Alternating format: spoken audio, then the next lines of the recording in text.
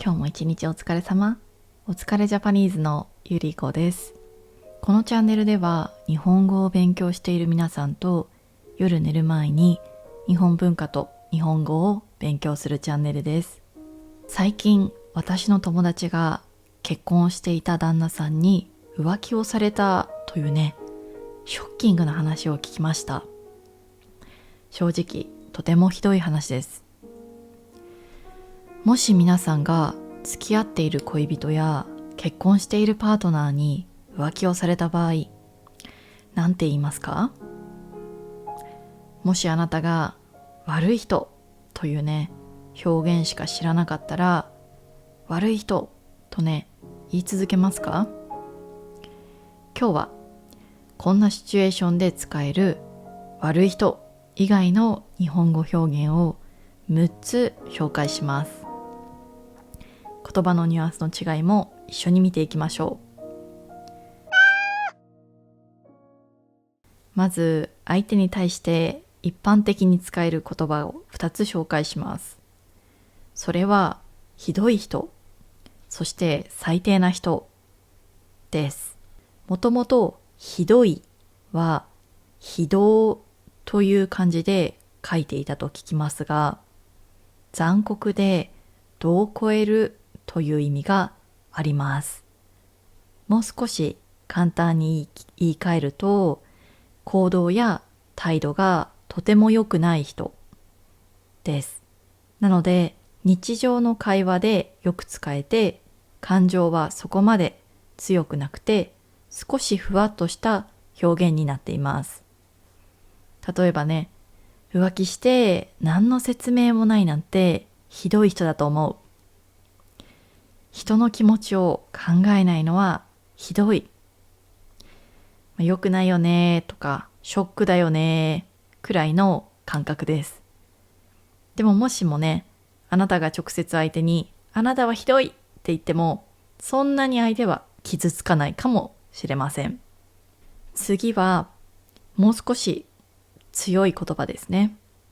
それは最低な人です。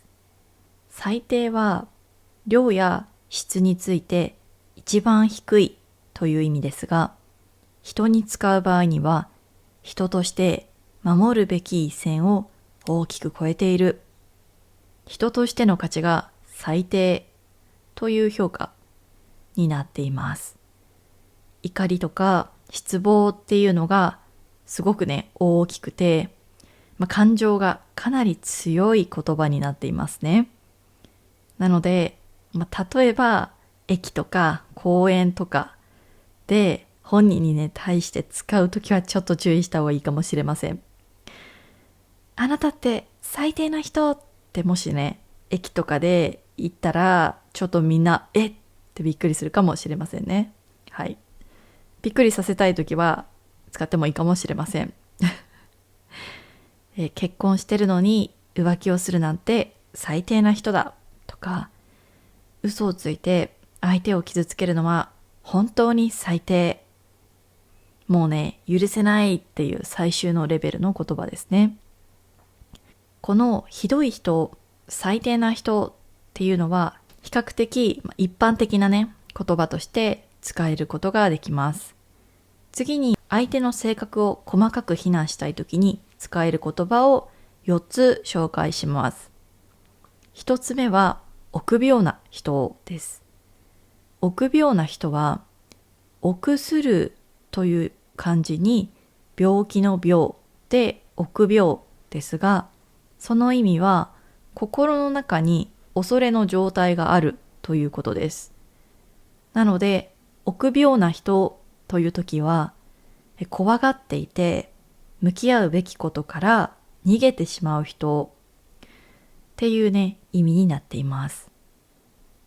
ただ臆病な人っていうと、もちろん性格を批判しているんですが、もうちょっとこの人は弱い性格だからしょうがないっていう感じで同情が入る気がします。怒りはね、そこまで強くありません。例えば浮気してしまうのは彼が臆病だからかもしれないとか、問題から逃げるのは臆病な人の行動だと思うって感じですね。そして2つ目は卑怯な人という言葉です。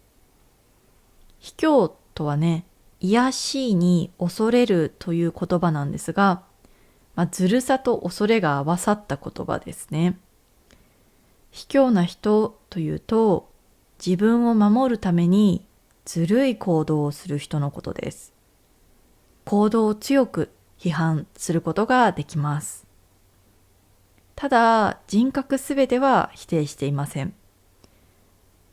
もしね、卑怯者っていうと、ちょっとね、人格否定になりかねないんですけど、卑怯な人だけだと人格を否定することにはなりません。やり方がずるいっていうふうにね、言いたい時の言葉になっています。例えば例文としては、責任から逃れるのは卑怯だと思う。とか、そういうやり方は卑怯な人っぽいよね。とかですね。そして3つ目は、不誠実な人です。これは、誠実っていうのはね、正直だったりとか責任感があるってことなんですけど、それがない人、すなわち正直さや責任感がなくて信頼できない人のことです。ただ、不誠実な人という響きはちょっとね、感情よりも評価に近くて、少しね、大人っぽく冷静なイメージがあります。卑怯な人とか臆病な人っていうと、もう相手のその性格がもう弱いっていう風な表現なのに対して、不誠実な人っていうと、もう評価していないというか、かなりね、ドライな言葉になっています。怒りというよりかは、距離を置いた、判断ですね。彼は不誠実だ。以上終わりって感じの言葉になっています。例文としては、何度も約束を破るのは不誠実だと思う。あの対応は不誠実な人のすることだねとかですね。やっぱりその怒りをね、相手にぶつけるというよりかは、もはやね、距離を置いてさよならっていう感じの雰囲気がありますね。あなたは不誠実な人だからもう付き合うことができません。以上終わりって感じですね。はい。そして4つ目は嘘つきです。日本語で嘘を言うときには、嘘を言うじゃなくて嘘をつくっていう風に表現するんですけど、嘘つきっていうのはよく嘘をつく人のことを表しています。わかりやすいですよね。で、嘘つきっていうときは感情がかなり強いですね。そして、本人に言うとちょっと傷つけやすい言葉でもあります。例文としては、何度も嘘をつくからあなたは嘘つきだと思われても仕方がないと思うよとか、何度も嘘をつくあなたは信頼できないとかね。そういうふうに言われるとかなり相手はぐさっとくるかもしれません。でもそれも嘘つく人が悪いと思いますけどね。はい。さて、ここで番外編ですが、他にも3つ便利な言葉があります。ただ、ここから紹介する言葉は少し、強い言葉になってくるので、皆さんは使わない方がいいかもしれません。1つ目は、終わっているという言葉です。これは強さは最低な人以上ですね。もう怒りよりも呆れとか見切り、冷たく相手を突き放す表現になっています。例えば、あなたの旦那さん浮気してしかも嘘をつくなんて終わっているわとか、あの人もう終わってる、改善の余地がないっていう感じで冷たい評価ですね。本人に言う必要がないっていうような、そんなニュアンスを含んでいるかもしれません。そして2つ目はクズです。クズはゴミみたいなそんな表現なんですが、もっと小さくて何の意味もない、ものになっていますね。人に使うときには価値がない人というね、非常に強い俗語になっています。罵倒する言葉で、強烈な人格否定で、ちょっと上品さはないので、日本語を勉強している皆さんは理解だけして使わないのが正解です。はい。そして3つ目は人間じゃないです。もう人としてね、扱う価値がないという表現です。ちょっとね、なんで危険かというと、もちろん人間性そのものを否定してしまう、言葉で最強クラスの攻撃なので、かなり、冗談でも避けるべき言葉ですね。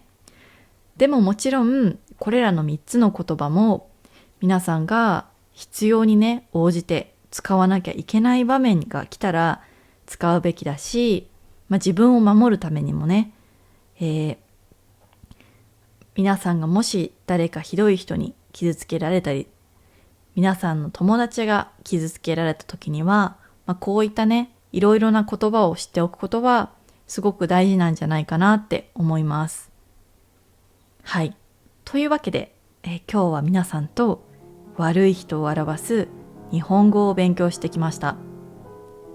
皆様も悪い人というね表現をしないんじゃないかなと思います。これからはね、もうちょっといろいろな言葉を使って、悪い人がいたらやっつけていきましょう。というわけでね、はい、日本語では同じ悪いでも言葉によって感情の強さが大きく変わります。ぜひね、今日話した7つの言葉を覚えて使ってみてください。それでは今日も一日お疲れ様でした。おやすみなさい。